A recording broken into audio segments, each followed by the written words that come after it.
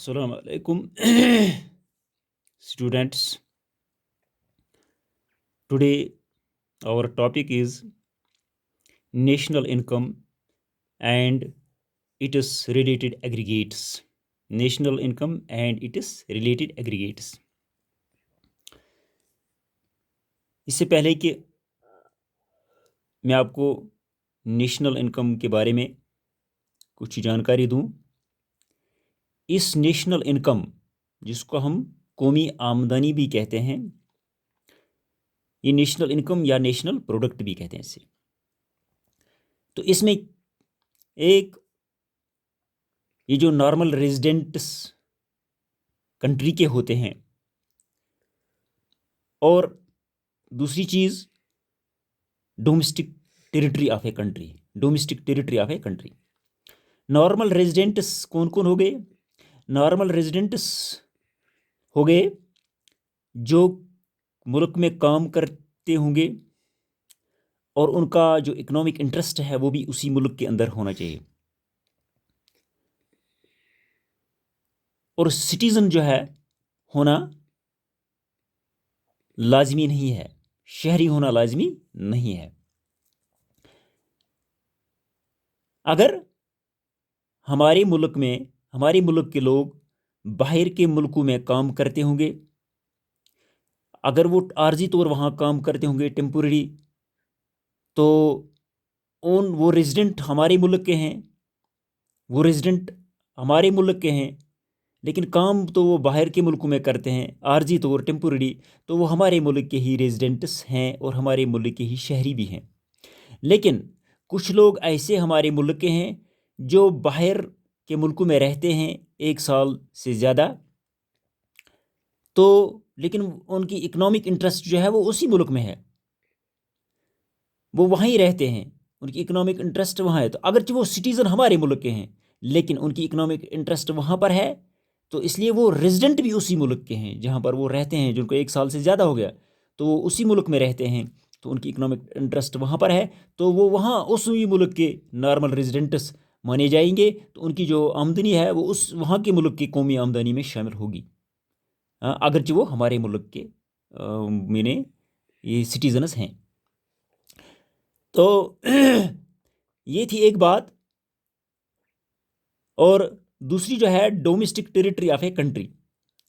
Domestic territory को जो मुल्क का हदूद हो, इसके अंदर अंदर जितने भी मतलब रेजिडेंट्स आते हैं तो वो इसमें शामिल किए जाते हैं। लेकिन कुछ ऐसे भी काम हैं, जैसा अगर कोई हमारे मुल्क का किसी दूसरे मुल्क में जाता है, यानी बॉर्डर क्रॉस करता है, वहाँ काम करता है और फिर शाम को वापस भी आता है, लेकिन वो अपने ही मुल्क के साथ उसकी जो है इनकम जो है वो मेजर की जाएगी, अपने ही नेशनल इनकम में उसकी आमदनी आएगी।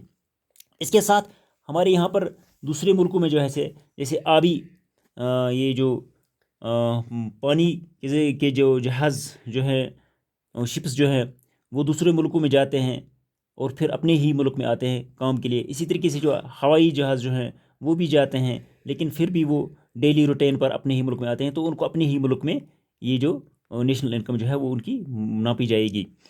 तो इसके अलावा जो बाहर के लोग अगर यहाँ पर हॉलीडेज़ मनाने के लिए आते हैं, रिक्रिएशन के लिए वगैरह हो, उनकी आमदनी अपने ही मुल्क में मनाई जाएगी। ये तो खास कि रेजिडेंट्स और domestic territory of a country, ये 2 चीज़ें इसमें नेशनल इनकम में आती हैं।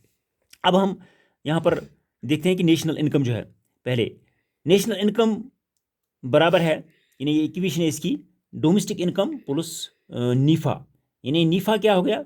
डोमेस्टिक इनकम जो घरेलू आमदनी हमारे है with in the domestic territory of a country, plus Nipah यानी NFIA नीफा यानी net factor income from abroad. यानी नेशनल इनकम जो है वो डोमेस्टिक इनकम प्लस नीफा के बराबर होता है। ये नीफा जो है net factor income from abroad, यानी इसका मतलब है कि जो हमारे मुल्क के लोग बाहर के मुल्कों में काम करते हैं और बाहर के मुल्कों के लोग जो हमारे मुल्क में काम करते हैं, उनकी आमदनी और इनकी आमदनी को हम माइनस करते हैं एक दूसरे से, और जो वो वहाँ पर बाकी बचता है उसको हम कहते हैं कि net factor income from abroad, जो बाहर से रहती है नेट इनकम, बाहर से जो रहती है, यानी वहाँ के लोग जो हमारे मुल्क में काम करते हैं और यह हमारे मुल्क के जो उनके मुल्कों में काम करते हैं, उन दोनों को की आमदनी को मिलाकर जो हम एक दूसरे से माइनस करते हैं इससे, अब जो बाकी बचता है वहाँ पर, उसी को हम net factor income for abroad कहते हैं। इसको हम ऐड करते हैं डोमेस्टिक इनकम से, वही फिर नेशनल इनकम बनती है। तो एक पॉइंट। अब दूसरा जो है नेट डोमेस्टिक इनकम। ये तो डोमेस्टिक इनकम, अब नेट डोमेस्टिक इनकम जो है वो किसके बराबर होता है? Gross domestic income minus depreciation. Gross domestic income minus depreciation. इन्हें ये जो ग्रॉस डोमेस्टिक इनकम, यानी पूरी जो है डोमेस्टिक टेरिटरी, इन्हें with in the domestic territory of a country जो है, जो आमदनी है ग्रॉस डोमेस्टिक इनकम, उसको हम माइनस डिप्रिसिएशन निकालते हैं। तो ये डिप्रिसिएशन क्या है? Depreciation it is the value of the existing capital.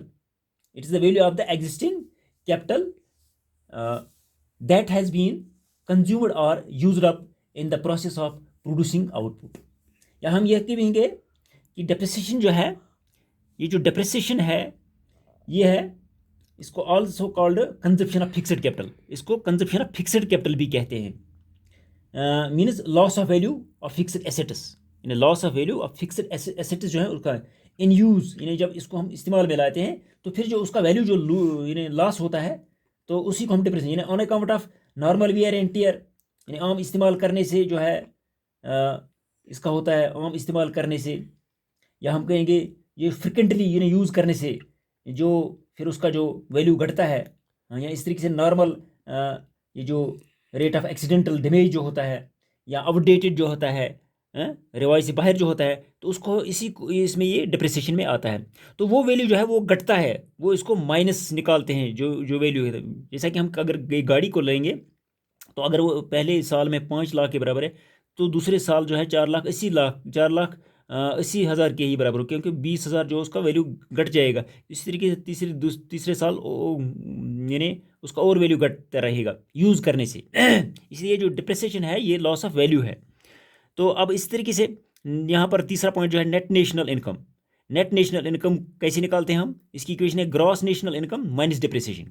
यानी ये जो ग्रॉस नेशनल इनकम जो है, तो उसको हम डिप्रिसिएशन जो है माइनस लॉस ऑफ वैल्यू निकालते हैं। तो चौथा है इसका net national income at factor cost बराबर होता है national income at market price minus indirect taxes plus subsidies. वो फर्दर बराबर होता है national income at market price minus net net is equal to virus net is equal to indirect taxes minus subsidies. Indirect taxes minus subsidies. Indirect taxes में excise duty आता है, sales tax आता है, जो भी टैक्सेस ऊपर उस sales tax जो चुंगी वगैरह जो है, ये टैक्सेस जो अदा करने पड़ते हैं, ये टैक्सेस जो है उसको इनडायरेक्ट टैक्सेस कहते हैं। तो माइनस सब्सिडीज ये है NIT नीट के बराबर है नेट इनडायरेक्ट टैक्स। इसको NIT कहते हैं नेट इनडायरेक्ट टैक्स कहते हैं। तो यहाँ पर जो है फैक्टर कॉस्ट और मार्केट प्राइस, ये दो चीज़ें हैं। फैक्टर कॉस्ट और मार्केट प्राइस। मिसाल के तौर पर अगर कोई चीज़ जो है 1 रुपया में है, 1 रुपया में है, ₹1, ये इसका फैक्टर कॉस्ट है। फैक्टर कॉस्ट जो है, फैक्टर कॉस्ट उसका 1 रुपया है। तो इसको लेकिन इसका जो है 19 पैसा जो है इसका सब्सिडी मिलता है, इसका सब्सिडी देता है गवर्नमेंट। तो इसका 81 मार्केट प्राइस है। कंज्यूमर पेड करता है 81 पैसा, कंज्यूमर करता है 81 पैसा पेड। तो 90 पैसा जो है इसका 19 वो सब्सिडी है। तो 19 प्लस 81 जो है 1 के बराबर बनता है, यानी 100 पैसा जो है ये पैसा है, पैसा 19 पैसा देता है इस पर। तो वो बनता है फिर 1 रुपये के बराबर। जो फैक्टर कॉस्ट है वो, फैक्टर कॉस्ट जो है वो, इसकी लागत जो है वो 1 रुपया आती है, लेकिन आगे मार्केट प्राइस इसका सिर्फ 81 पैसा है। अब इसको सब्सिडी देनी पड़ती है इसके ऊपर, तो तब जाकर बनता है ये फैक्टर कॉस्ट के बराबर, इक्वल टू बार। इसी तरीके से अगर ये जो है फैक्टर कॉस्ट सिर्फ 1 रुपया 75 पैसा हो, तो लेकिन मार्केट प्राइस जो है 2 रुपीज़ है, मार्केट प्राइस 2 रुपीज़ है, तो 1 रुपया 75 पैसा फैक्टर कॉस्ट है। तो इसके ऊपर 25 पैसा जो है, 25 पैसा जो है ऐड करते हैं इनडायरेक्ट टैक्स। ये जो टैक्स देते हैं इनडायरेक्ट टैक्स, तो ये टैक्स लगाने से ये 1 रुपया 75 पैसा तो और 25 पैसा जो है 2 रुपये के बराबर बनते हैं। तब ये factor cost plus indirect taxes बनता है किसके बराबर? मार्केट प्राइस के बराबर, मार्केट प्राइस के बराबर बनता है। ये था factor cost and market price. Factor cost हो गया लागत जो लगती है इसकी, तो इसको मैंने मार्केट में बराबर करने के लिए ऐसा किया जाता है। यहाँ पर भी ये भी 2 रुपीज़ बन गया और ये भी 2 रुपीज़ बन गया, क्योंकि इसके ऊपर टैक्स दिए गए, तो तब ये बन गया इस मार्केट प्राइस के बराबर, ये इक्वल टू बनना चाहिए, जैसे कि वहाँ 1 रुपया और 1 रुपया बन गया। ठीक, ये था मार्केट प्राइस और इंडेक्स। तो अब रिलेटेड एग्रीगेट्स इसके जो हैं, रिलेटेड एग्रीगेट्स, वो है पहला जीडीपी एमपी, यानी gross domestic product at market price, gross domestic product at market price. उसका मतलब है वो बराबर हो गया market value of final goods and services produced with in the domestic territory of a country in an accounting year. तो यहाँ पर हमें आ गया फाइनल गुड्स एंड सर्विसेज एक, और दूसरा आ गया एन अकाउंटिंग ईयर। ये जो फाइनल गुड्स एंड सर्विसेज हैं, फाइनल गुड्स हो गए जो चीज़ें तैयार हों, अब मज़ीद रिसेल वो न हो जाए। जैसे कि हम कहेंगे कि ये जो कारपेंटर है वो वुड लाता है, टिम्बर, इमारती लकड़ियाँ, तो उस वुड को जो है, वुड जो है वो इंटरमीडिएट गुड है, इंटरमीडिएट गुड है। अब उसी को जब चेयर वो बनाता है, तो चेयर अब जो है वो फाइनल गुड बन गया, चेयर बन गया फाइनल गुड। वो इतने ऐसे ही गुड्स जो अब दोबारा रिसेल नहीं किए जाएंगे, उनका जो मार्केट वैल्यू होता है, और उनका मार्केट वैल्यू जो होता है, लेकिन कहाँ से कहाँ तक? In an accounting year, in an accounting year में, यानी with in the domestic territory of a country, अपनी मुल्क के अंदर अंदर, पर इन एन अकाउंटिंग ईयर जो है ये है 1 अप्रैल टू 31 मार्च। ये 31 मार्च जो है इसका अकाउंटिंग ईयर होता है, यानी यही होता है फाइनेंशियल ईयर, जिसको हम कहते हैं फाइनेंशियल ईयर, माली साल 1 अप्रैल से 31 मार्च तक होता है। तो ये था ग्रॉस डोमेस्टिक प्रोडक्ट जो है बराबर है market value of final goods and services produced with in the domestic territory of a country in an accounting year is called in GDPMP, यानी gross domestic product market price. अब GNPMP जो है gross national product, gross national product at market price, eight market price MP, वो बराबर है gross domestic product in GDPMP, in gross domestic product market price plus NFIA, net factor income from abroad. Net factor income from abroad जो पहले में ऊपर से ही मैंने बताया, ये net factor income from abroad जो है, ये जो अपने मुल्क, हमारे मुल्क के जो है बाकी मुल्कों में काम करते हैं, और वहाँ के लोग जो है हमारे मुल्क में काम करते हैं, उनकी आमदनी को हम एक दूसरे से घटाते हैं, तो बाकी जो रहता है वो इसको ऐड किया जाता है, उसी को निफा कहते हैं, net factor income from abroad. अब इसका यहाँ पर तीसरा पॉइंट जो है NNPMP, यानी net national product, net national product at market price, उसका है ग्रॉस GNPMP, यानी gross national product at market price minus depreciation, या दूसरे लफ्जों में डिप्रिसिएशन को क्या कंजप्शन ऑफ फिक्स्ड कैपिटल भी कहते हैं। तो ये डिप्रिसिएशन मैंने पहले ही बताया कि ये लॉस ऑफ वैल्यू है किसी के यूज़ करने से जब हो जाता है। तो अब जो है चौथा जो है NDPMP, यानी net domestic product, net domestic product at market price, वो बराबर है NNPMP, यानी net national product at market price minus NFIA net factor income from abroad. अब इसी तरीके से पांचवा जो है NDPFC, अब ये ND अब फैक्टर कॉस्ट आ गया, यहाँ तक मार्केट प्राइस पर था, अब फैक्टर कॉस्ट आ गया इसका।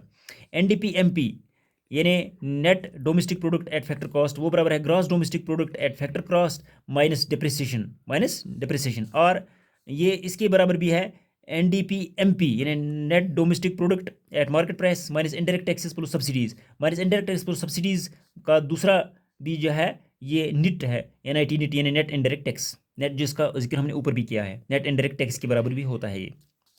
अब छठा जो है इसका GDPFC, यानी gross domestic product at factor, gross domestic product at factor cost, वो बराबर है NDPFC, यानी net domestic product at factor cost plus depreciation.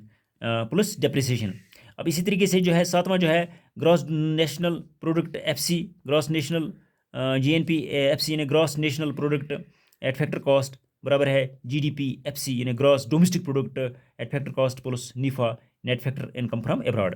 तो इसी तरीके से आठवां जो है NNPFC, net national product at factor cost बराबर है GNPFC, gross national product at factor cost minus depreciation, और इसको हम ये भी कहेंगे कि NDPFC प्लस निफा के बराबर भी होता है, यानी net domestic product at factor cost plus निफा के बराबर भी होता है। तो इसके अलावा हमारे पास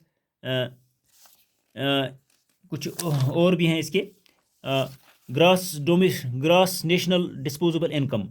ग्रास नेशनल डिस्पोजेबल इनकम जो है वो किसके बराबर होता है, net national disposable income plus current replacement cost. ये करंट रिप्लेसमेंट कॉस्ट जो है, रिप्लेसमेंट कॉस्ट, ये भी डिप्रिसिएशन यही बराबर होता है। करंट रिप्लेसमेंट कॉस्ट ये भी डिप्रिसिएशन ही हो गया, तो ये इसका ऐड होता है। ग्रॉस नेशनल डिस्पोजेबल इनकम बराबर है net national disposable income plus current replacement cost. तो इस तरीके से नेट नेशनल डिस्पोजेबल इनकम है दूसरा है यहाँ पर, वो बराबर है gross national disposable income minus current replacement cost. इसका वो माइनस हो जाता है, यानी ये डिप्रिसिएशन जो है, करंट रिप्लेसमेंट कॉस्ट जो है वो इसका माइनस किया जाता है नेट नेशनल डिस्पोजेबल इनकम। तो प्राइवेट इनकम दूसरा है यहाँ पर, एक और है प्राइवेट इनकम। प्राइवेट इनकम क्या हो गया, it is the total factor income from all sources. It is the total factor income from all sources. ये फैक्टर इनकम क्या होता है, फैक्टर इनकम में ये वेजेस आता है, रेंट आता है, इंटरेस्ट आता है, प्रॉफिट्स आता है। तो फैक्टर इनकम है, इन सब को जो टोटल हम करते हैं, it is the total factor income from all sources. तमाम ज़राए से जो भी फैक्टर इनकम की जो है उसको हम प्राइवेट इनकम कहते हैं। इसी तरीके से यहाँ पर पर्सनल इनकम भी है, एक पॉइंट है पर्सनल इनकम। वो पर्सनल इनकम क्या है, it is the income received by the individuals and house holds. ये पर्सनल इनकम वो है जो इंडिविजुअल्स रिसीव करते हैं या हाउस होल्ड वाले रिसीव करते हैं फ्रॉम ऑल सोर्सेज, तमाम सोर्सेज से, in the form of current transfer payments and factor income. यानी फैक्टर इनकम यही है, रेंट, वेजेस, इंटरेस्ट, प्रॉफिट्स जो है फैक्टर इनकम। तो इससे जो वो ये जो इनकम रिसीव करते हैं या ट्रांसफ़र पेमेंट जो है कहीं से एक तरफा पेमेंट जो आती है जैसे गवर्नमेंट से आती है वो भी इसमें ऐड होती है, ये बनती है पर्सनल इनकम।